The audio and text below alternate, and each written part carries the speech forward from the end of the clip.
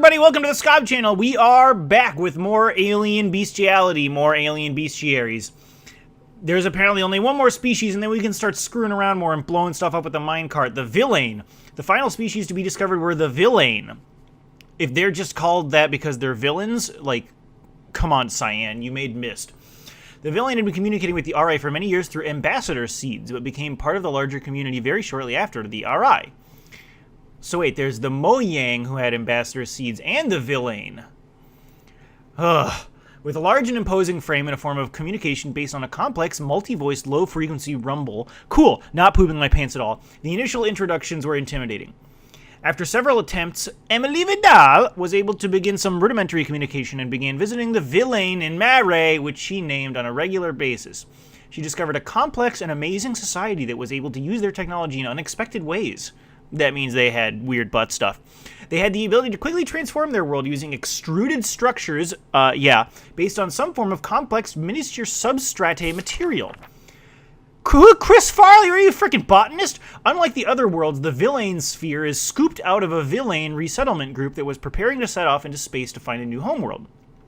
This was their way of life, to put themselves into stasis and scatter themselves through the stars. As mentioned previously, their appearance is imposing, standing about 9 feet tall with a distinct reptilian resemblance. They have 6 limbs, 2 muscular legs and arms, and a smaller set of arms. Cool! They control every aspect of their technology with their vocalizations, but over the years they have created control panels based on their number system that allow other species to easier access elements of their technology. That's probably what they have in the store. And they're a little derpy. Duh. They're like, hey guys. And they only have 2 toes.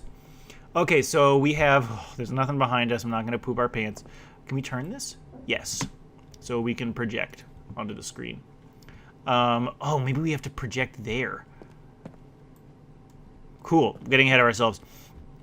Okay, so there's horrifying gray, terrible ones. Mojang, first non-humans. You'd like to learn more about communication with the Mojang? Please contact Tam. I'd love to. Hard to communicate with the villains.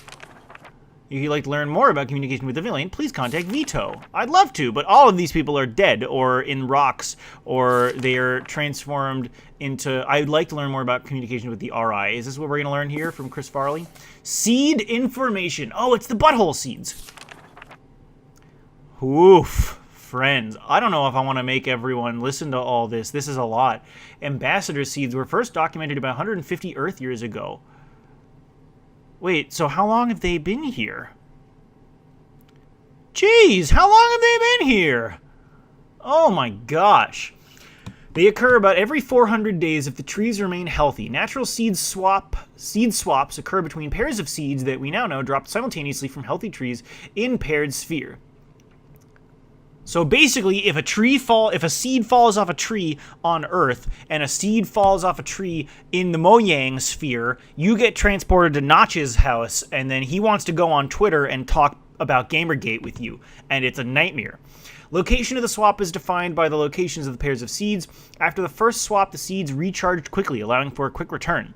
First meetings were intense, but naturally short. Hey, that's what I'm talking about. It was quite a surprise for both the Mojang and us. During the time, the seeds required more times to recharge, producing longer visits between species. Oof. This is going to be a special bonus episode with just reading. That's what it's going to be called, in fact. Special bonus episode with just reading. Collector seeds. Everyone who arrives is familiar with the collector seeds. The bright light that we were all okay, that's the butthole seeds. To right before the event that brought us here is a collector seed. What new arrivers may not be aware of is that these seeds, like all seeds, come in pairs. When the tree drops a collector seed on the ground, it signals that its twin has begun its quest for a new being. That search may take hours or it may take years. When an appropriate situation, a natural threat of death... We were about to die on Earth? Was that the end of Firewatch, literally? The seed activates and swaps a smaller but varying seed sphere from Earth or whatever appropriate homeworld here to Hunrath.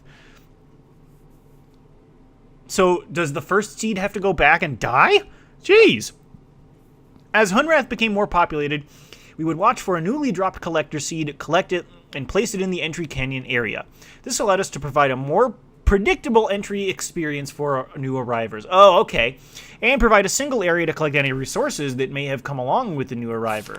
So that was our campsite. Unlike ambassador seeds and mother seeds, which I guess we're about to learn about. Collector seeds do not seem to survive. Oh my gosh. The inner core is spent, leaving only the lifeless outer husk. Jeez. Mother seeds. How long is this? Is this a lot longer? No, this is the last page. Good. Postulated but unverified.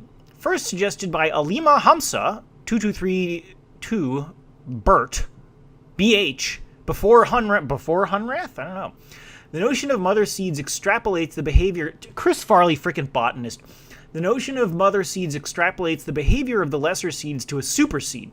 She posited that the process that actually created the paired spheres was similar to all other swaps, but on a much grander scale. The idea is that two seeds from a mother tree, is that what's out there, a mother tree, were scattered on the galactic winds to find appropriately similar environments.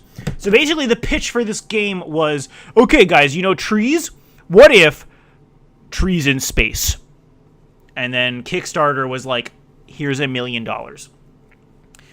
I'm kidding, I love this game. When matches were found, some process was triggered that swapped large portions of landscape between vastly different worlds. Alima further noted that the trees' locations in the center of the spheres suggested that the trees grew from these mother seeds.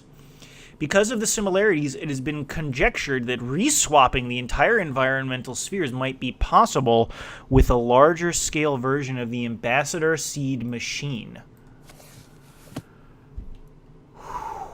Whoa, that's a lot of info. Chris Farley, thanks for taking all these notes for us.